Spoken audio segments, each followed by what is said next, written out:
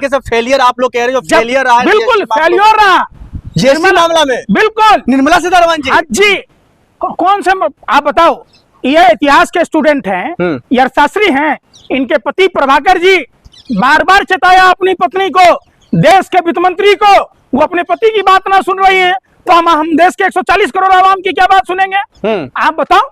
रेखा गुप्ता तो जगह जगह पे पोस्टर लगा रहे हैं कि धन्यवाद मोदी जी। रेखा गुप्ता को तो ईवीएम 70 साल से देश में नजर आ रहा है, नहीं देखे थे आप?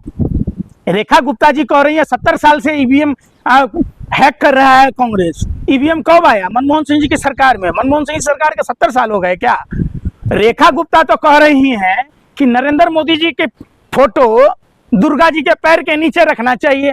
अरे भाई, दुर्गा जी के पैर के नीचे फोटो तो महिषासुर का होता है।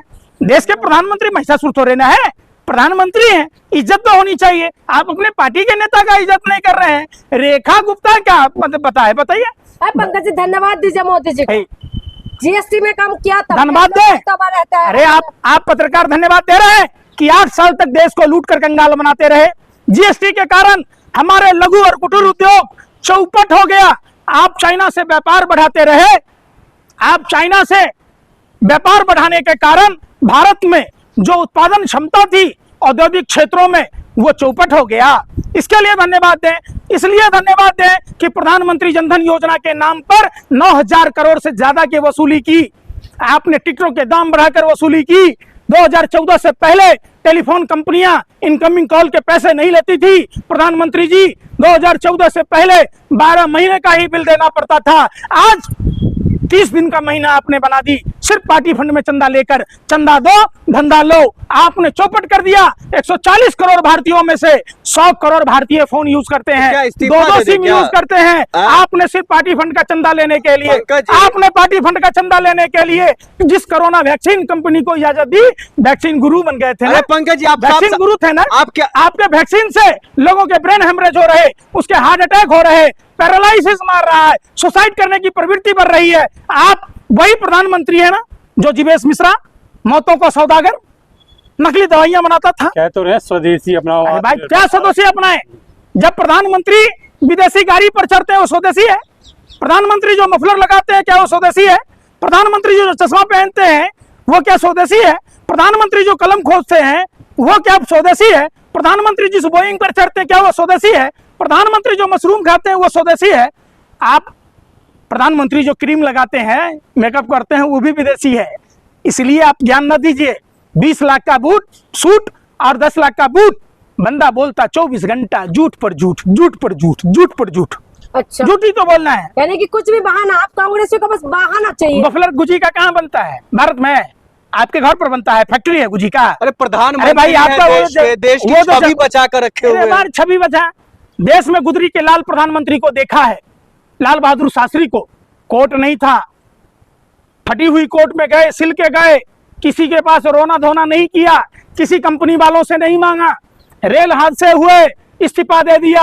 हादसों का पूरा अंबार लगा हुआ है। प्रधानमंत्री की मणिपुर यात्रा में लोग नहीं थे, नदारत थे।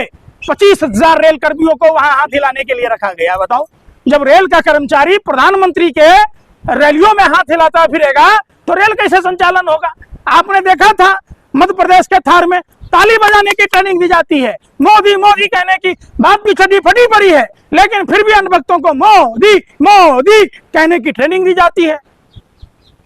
आपने देखा मंदसौर में हिंदुओं का पवित्र त्योहार नवरात्र आज से शुरू हुआ है।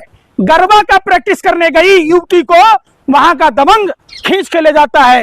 हिंदू मुख्यमंत्री, हिंदू राज्यपाल, हिंदू पुलिस अधिकारी, हिंदू प्रधानमंत्री के होते हुए हिंदू युवती सुरक्षित नहीं है। आपने देखा?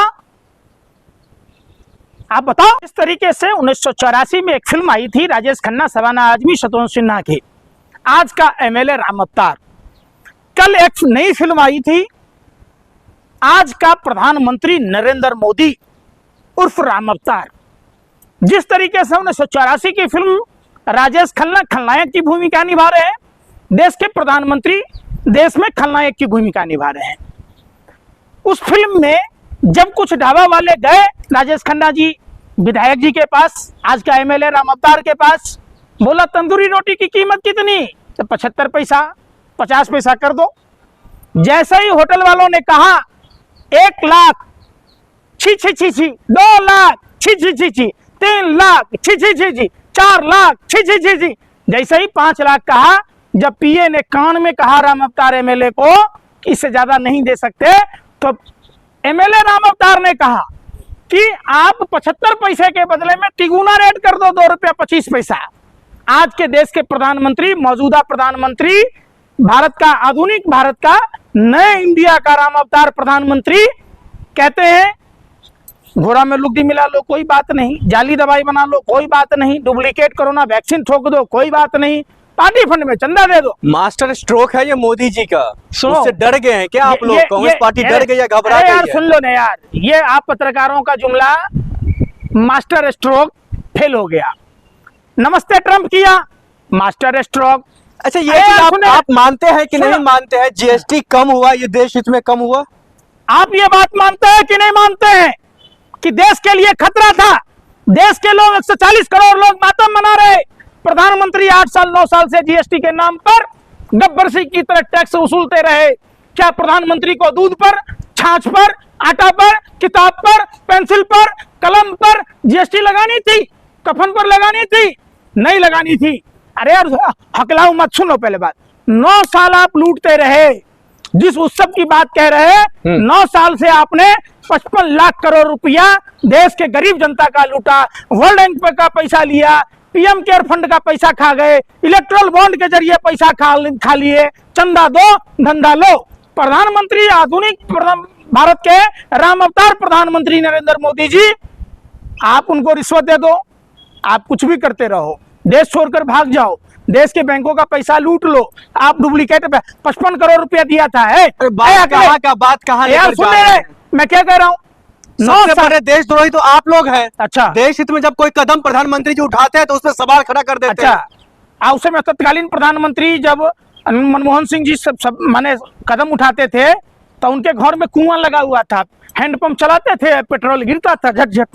उस समय देश तो ऐसा ही गिरता था, पेड़ के पत्तों से आ जाता था पैसा। अरे बेशर्मो, सत्ता के दलालों, हफ्सियों, शर्म नाम की चीज नहीं है। 9 साल से प्रधानमंत्री के अहंकार के कारण नेता प्रतिपक्ष राहुल गांधी ने जब जब चिताया सरकार को, जीएसटी पर, मंदी पर, बेरोजगारी पर, सड़क सुरक्षा पर, H1 वीजा पर, तब तब सरकार को मुंह की खानी पड़ी। क्या जरूरत था देश के प्रधानमंत्री को? आप देश के प्रधानमंत्री थे, आप ट्रंप के लिए वोट मांगने क्यों गए?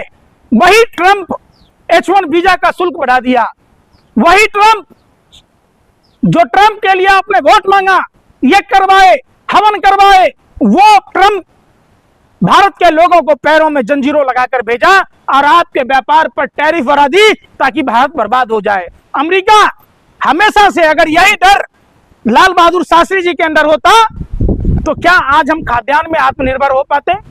अगर यह डर देश की दुर्गा प्रधानमंत्री इंदिरा गांधी के अंदर होता तो क्या पाकिस्तान का हम भूगोल बदल पाते? ये डर अगर अटल बिहारी वाजपेयी के अंदर होता तो क्या हम कारगिल युद्ध जीत पाते? हाँ। उधर से का ट्रंप कहता है नरेंद्र, हाँ जी सर, सरेंडर, तुरंत सरेंडर। प्रधानमंत्री की इतनी हैसियत नहीं है कि ट्रंप पर एक प्रेस कॉन्फ्रेंस कर ले। क्या आप सुन नहीं रहे ना? हाँ। राहुल गांधी जी को स्पेशल किसी को बाइट देते देखा है?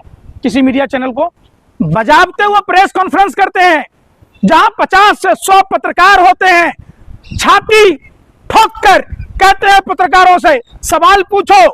क्या देश के प्रधानमंत्री को आपने देखा है? बंद कमरे में इंटरव्यू देते हैं।